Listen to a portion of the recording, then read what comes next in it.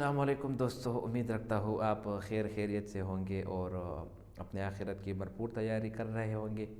हाँ, अभी हम एक वीडियो देखेंगे जिसमें डॉक्टर जाकिर नायक से एक लड़की पूछती है कि तलाक का सही तरीका क्या है। ठीक है, तो इस वीडियो को आप पूरी देखें, उसके बाद हम इस वीडियो के ऊपर बात करेंगे। Assalamu alaikum. Walaikum assalam warahmatullahi wabarakatuh. Please, could you explain what is the procedure of divorce? This is as a question that what is the correct procedure for divorce? Divorces, talaq, that's prevalent in our society, in our culture, is of different types. There's one procedure that, the husband just says, talaq, talaq, talaq, and the divorce takes place. This is called as talaq-i-bidah. It is not proven from Quran and Sahih Hadith. The other type of divorce which is prevalent in the society, in the Muslim society, is that the husband gives divorce, waits for one menstrual cycle, again repeats the divorce, waits for one menstrual cycle, then again give a divorce. This is called a talaq-i-hasan. That's a good talaq. But the right talaq is talaq-i-ahsan, the best type of talaq, as is described in the Quran and the Sahih Hadith. And there are various verses in the Quran dealing with talaq. Mentioned in Surah Talaq, chapter 65, verse number 2 to 7. It's given in Surah Baqarah, chapter number 2, verse number 228 to 242, the details of talaq. Normally, whenever any disagreement takes place between the husband and wife, they should initially try and sort it out themselves. Suppose, the wife put extra salt in the food and the husband does not like it, he shouldn't say talaq, talaq, talaq. If he doesn't like extra salt, you should tell the wife, don't put extra salt, and the problem is solved. The best is to have a sitting, sort it out, that's the best. If the problem between them cannot be sorted out, then the Quran says in Surah Nisa, chapter number 4, verse number 35, that appoint an arbiter from the husband's side and appoint an arbiter from the wife's side. Let there be a family gathering, have an arbiter from the husband's side, an arbiter from the wife's side, sit together and try and explain.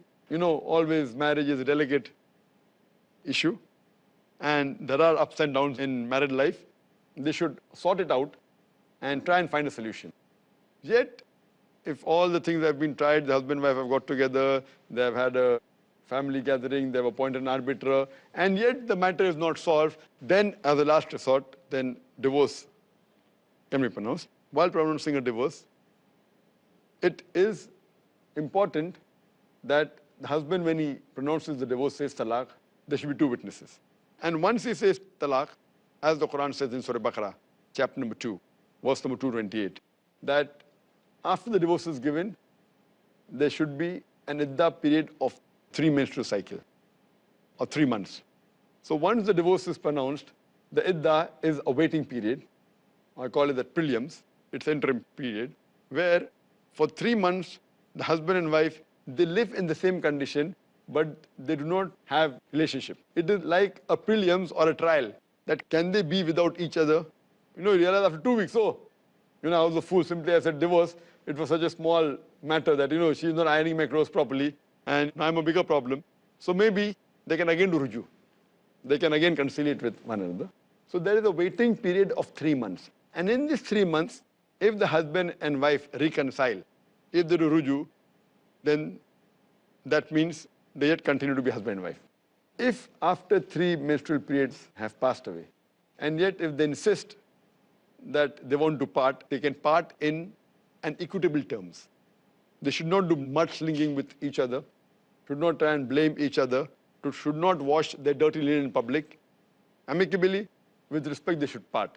And the Quran says in Surah Baqarah, chapter 2, verse number 229, that the husband should not take back the gifts which he is given. It's preferable that he gives it to her. And if they part, suppose after 2 years, the husband realizes that I made a mistake, then again he can marry the same lady. Because Quran says in Surah Baqarah, chapter 2, verse number 232, that do not prevent the women from marrying their former husbands. That means people have misconceptions that once you get divorced, that's not possible to marry again. And they start saying, okay, we can do halala. Halala?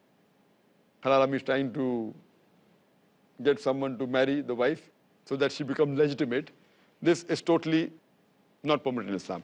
In Islamic principle, if you read the Quran, the same man and woman can get married even after first divorce has been given, after the iddah period is complete, but they should remarry with a new nikah and a new meher. Again, if they remarry and something wrong takes place, again the same procedure, have consultation with husband and wife, appoint arbiter, then give divorce, have 2 witnesses, then part. Again, if they want to reconcile maybe after 2 years, again they can reconcile, but new nikah, new meher. Again, if they have a problem, again they can part, but at this moment it is the last. Quran says in Surah Baqarah chapter 2 verse number 229 that divorce is only permissible twice. The third time it is irrevocable. Means the first 2 divorces you give can be revocable, but the third divorce is irrevocable. It cannot be undone unless the wife marries another man and consummates the marriage. So now people have come up with this concept of halala, that fine, if I've given divorce, talaq, talaq, talaq in one shot, and then I repent, so he lets his wife sleep with another man, and then after one night, then they give divorce, and they marry and consummate the marriage, then after one night, they give the divorce, and again remarry. This is totally haram. It's totally haram. Islam prohibits it. You cannot do this, you cannot plan it. What it says, that if the husband and wife marry, and again they divorce, again they marry, this marriage is not gudda guddi ka khel. It's not, a doll marriage, where you're marrying, 2 dolls together, and then break it and again want to reconcile, again want to break it. So if you give divorce thrice, it is final, irrevocable. Like I remember young days, my mother used to say that bahar jayenge to dal atte ka bhav malum padega. Dal atte ka. I used to wonder what is dal atte. It is dal and atta. When you go out, you'll come to know the price of dal and flour. When I was a kid, I thought dal atte ka. Maybe it's an idiom, dal atte ka, dal atte ka. Then I came to know what she meant was dal and atta. When you go in the market, you'll come to know what is the price of dal and flour. So it's not a gudda guddi ka khel. So now, okay, now enough of marrying and reconciliation, finish. Now you marry somebody else. And then, if she marries another husband, that lady, and then she realizes I was cribbing. My first husband used to give me 5 hours a day. This new husband does not even give me 2 hours a day. The first one is better. So if she marries a new husband, and then they realize this marriage is not working well, and then if the divorce takes place in a normal procedure, same procedure, mutual consultation, appoint an arbiter, husband, wife side, try and solve the problem. If it's not solved, then give a divorce, wait for 3 menstrual cycles, 3 monthly periods, then part, and then she can marry the first former husband who has given her divorce twice. So this talaq-e-hasan is a talaq which is described in the Quran, the Sahih Hadith. The other 2, talaq-e-bid'ah is an innovation, and talaq-e-hasan also. The best is talaq-e-hasan, which I have described, which is on the basis of Quran and Sunnah. Hope that answers the question. जी खुशामदीद दोस्तों, उम्मीद रखता हूँ आप लोगों ने video को पूरी देखी होंगी। तलाक क्या होती है हमारे माशरे में, तो हमने बहुत सुना है निकाह के बारे में और शादी के बारे में, इसी तरह शादी के साथ जो रिवाजें वगैरह होती है, ये तो हमारे माशरे के अंको देखा हाल है कि बंदे एक इंसान खुशी के मौके पर यानी निकाह के मौके पर जो है ना किस तरह सेलिब्रेशन करता है, किस तरह वो उन एहसासात को और उन वक़्त को इस्तेमाल करता है जो वक़्त उसके निकाह के वक़्त होती है और जो खुशी उसको मिलती है और उनसे जो बरक़ात हासिल होती है। जिस तरह हमारे प्यारे पैगम्बर हज़रत मोहम्मद सल्लल्लाहु अलैहि वसल्लम ने फरमाया, अन्निकाहु मिन सुन्नती फमन रग़िबा अन सुन्नती फलैसा मिन्नी, कि निकाह मेरी सुन्नत है और जो मेरे सुन्नत को छोड़ दे वो हम में से नहीं। तो निकाह जो है ना वो सुन्नत है, कुरान से भी साबित है और हदीस से भी साबित है।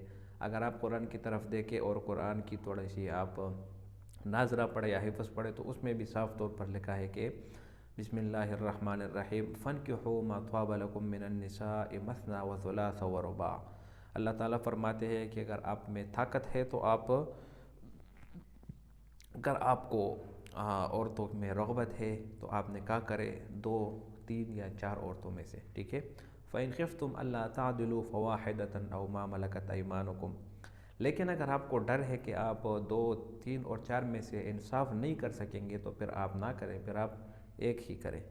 और ये वाहिद इस्लाम की खूबसूरती है जो कि یہ تمام لوگوں کو یہ دعوت دیتی ہے اور یہ احکام جاری کرتی ہے کہ آپ میں اگر انصاف نہ ہو تو آپ ایک ہی عورت سے شادی کرو.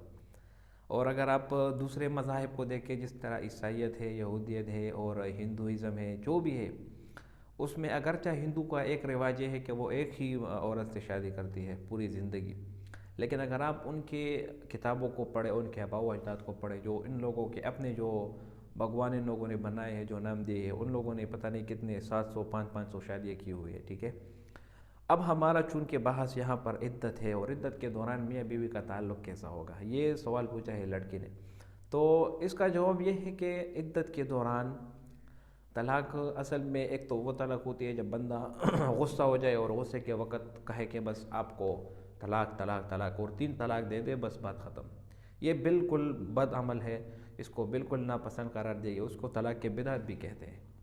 خوبصورت طریقہ طلاق کا یہ ہے کہ آپ کی بیوی حیض سے پاک ہو جائے اور آپ اس کو طلاق دے دیں. اس کے بعد آپ انتظار کریں 1 مہینے تک کہ اس کے اوپر دوبارہ حیض آ جائے. پھر جب دوبارہ حیض آ جائے، وہ وقت گزر جائے، پھر دوسری طلاق، اس کے بعد پھر تیسری. اس کو طلاق حسن کا نام دیا گیا اور یہ سب سے بہترین طلاق ہے. اچھا، اب اگر کسی مرد نے اپنی بیوی کو طلاق دے دی، ٹھیک ہے، اور اب اس عورت کا عدت چل رہا ہے، تو عدت کے دوران وہ کیا کرے گی؟ ٹھیک ہے. اگر ایک طلاق اس نے دی ہے مرد نے اور حیض نہیں ہے وہ عورت پر، پھر وہ عورت جو ہے نا وقت گزارے گی، انتظار کرے گی، ٹھیک ہے، دوسرے حیض تک. دوسری حیض تک وہ عورت جو ہے نا اپنے آپ کو جو ہے نا خوب اچھا برابر کرے گی، لپسٹک وغیرہ لگائے گی، میک اپ کرے گی، اپنے آپ کو خوب تیار کرے گی. کیوں؟ یہ شریعت نے یہ حکم کیوں دیا ہے؟ یہ حکم اس لیے دیا ہے کہ اگر یہ عورت اپنے آپ کو تھوڑا سا خوبصورت کرے، ہو سکتا ہے اس بندے کو اس وجہ سے غصہ آیا ہو اور طلاق دیا ہو کہ یہ عورت صاف کپڑے نہیں پہنتی، یا یہ عورت جو ہے نا گندہ رہتی ہے، ہر وقت بال اس کے خراب ہوتے ہیں. اور اگر آپ کسی عورت سے شادی کرو جس کے بال ہر وقت خراب ہو اور اس کے ناخن بڑے بڑے ہو، جسم سے بدبو آتی ہو، تو ہر کسی کو ایسی لڑکی نہیں چاہیے، وہ مجبوری میں طلاق دے دے گا اس کو. تو عدت کے دوران عورت کو چاہیے کہ وہ اپنے آپ کو پاک صاف کرے، تھوڑا سا میک اپ کرے، کپڑے اچھے استعمال کرے اور اپنے آپ کو تھوڑا سا ڈول سنگار کرے، تاکہ اس کے مرد کو اندازہ ہو جائے کہ بھائی میں نے تو 1 طلاق دے دی ہے اس کو، 2 طلاق ابھی بھی میرے ساتھ ہے، لیکن یار یہ میری عورت تو ہے نا تو بہت عجیب سی لگ رہی ہے، ابھی تو بہت اچھی لگ رہی ہے، یہ تو اس وقت میرا خیال نہیں تھا.